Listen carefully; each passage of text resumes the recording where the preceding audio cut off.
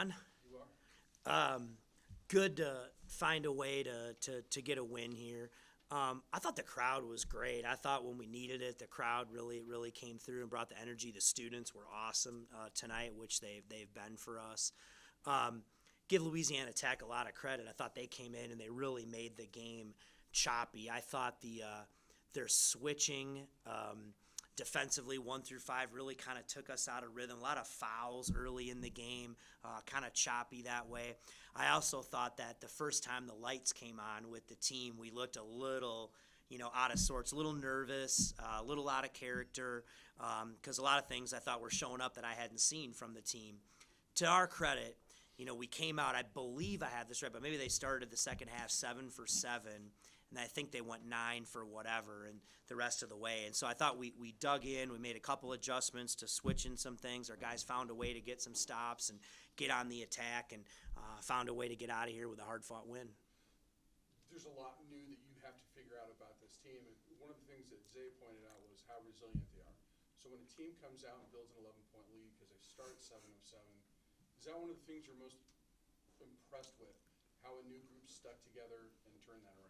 I don't want to try it again, yeah. if possible. I don't like doing that. But yeah, I think that, I just kept telling them, guys, just one possession at a time, just win this possession and, find a way to get a stop. Just we had to be more connected as a team. And, sure enough, I felt like we were going to make a run. And I thought when we did and the crowd kind of got going, I thought we just really grabbed the momentum when we had to, and we never looked back.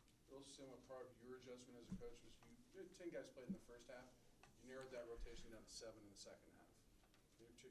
Those are just the guys that were playing best together? Yeah, that's not what we necessarily want to do. I just felt like at that point the game was, do you know what I mean, was at 11, and I'm like, all right, we can't let this thing get any further here. We got to find a way to kind of get back and make a run. And so, tonight that was the night that it happened. Friday, usually the way basketball works could be completely different, right? And the game's going to look different. I believe in our guys on the bench, and they're going to provide stuff for us. I thought Jalen Lake played really solid like he always does. I thought Joe Palmer, after a first half that wasn't great, I did think he responded in the second half and made some plays for us. And so we'd like to play more guys than that. I just thought tonight that's what the game dictated. Is this a unique challenge for you as a coach, just given you have so many guys that have played substantial minutes at various points of their career?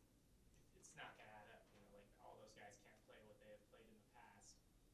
In some ways, that can almost be hard as a coach, like having so many guys. Oh, it is hard, and it's hard that, for us, one of the things we spent a lot of time talking about is, accepting roles, and that's kind of what it is. A guy like Jalen Lake, who's been outstanding, in every way, but, I'm asking him to come off the bench, how he accepted like he does is great.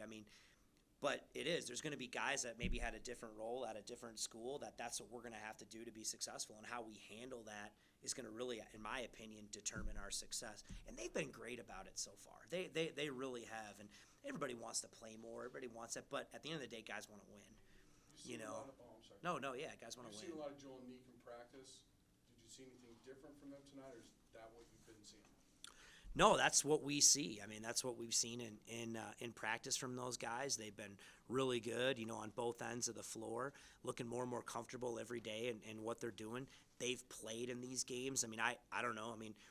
Joel Scott has looked from day one since he's gotten here. He's done this. If you turned on the film at Black Hills State, doesn't look any different here. Didn't look any different in our scrimmages. And he's a tough young man. Knows how to play. There's no. I'm trying to think the adjective I'm looking for here, but he is just all about business. He plays simple, he plays tough, and I just love what he brings to our team. Defensively, when you guys kind of started making that run, was there any significant tweaks that you felt you guys made, or more just?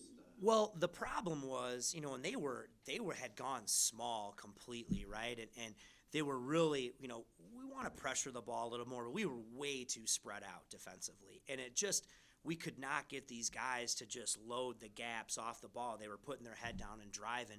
So really what we started doing, we started switching just a lot of that action. We started switching, and I think that kind of allowed us maybe to hold our help a little bit easier and have vision of the ball. And I just thought we got a little bit more active. We were in the gaps. Our hands were there. We weren't as spread out. And so we went to switching, we switched 1 through 5 at some point, and then we went to switching 1 through 4. And so we did some different things. I thought that helped us, and we weren't as spread out defensively. But we got to get back to practice here this week and get that corrected. Did some of that spread out lead to the rebounding struggles? I think so. You know what? That's the thing I'm the most disappointed about. I think that we have in practice and in our 2 scrimmages against big teams, we have been really good on the glass. Today we were not good in any way. I don't ever seen a game with 0 offensive rebounds. The other night against Oregon, we had a lot of offensive rebounds. And not that that's something we're going to do a lot of, but I got to go back and watch the film. But to me, that's the thing I'm the most disappointed in. But give them credit. I mean, they came in here, and I thought they got to the rim. They threw it up. They got it on our bat. Their athletes went and got the ball, and I don't think we were very sound that way at all.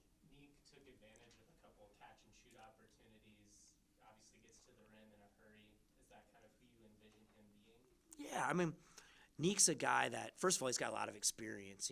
He's played at the highest level. He's had success.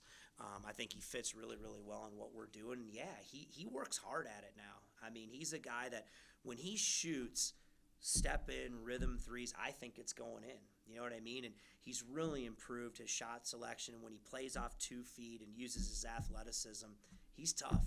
He's tough to handle. And I think he's just going to continue to get better and better throughout the year. And he affects the game with his length, his athleticism, and I think he's a really good rebounder. And I think fans will see him getting that into his game more and more. Just seems like this system, especially in playing with a true point guard, is going to kind of elevate his game in a way that he didn't really have a chance to do at his old school. I think so, and I hope so. I think that we really had a need for somebody like him. And listen, he played at our fans don't want to hear that, but he played in a heck of a program at CU. Coach Boyle's a really good coach, man. But sometimes just needed a change, right? And I think it's been good for him. He's kind of reset like where he's at, and he's been great. I'm so happy to have him in the program. Thanks, Niko. Thank you. Yep.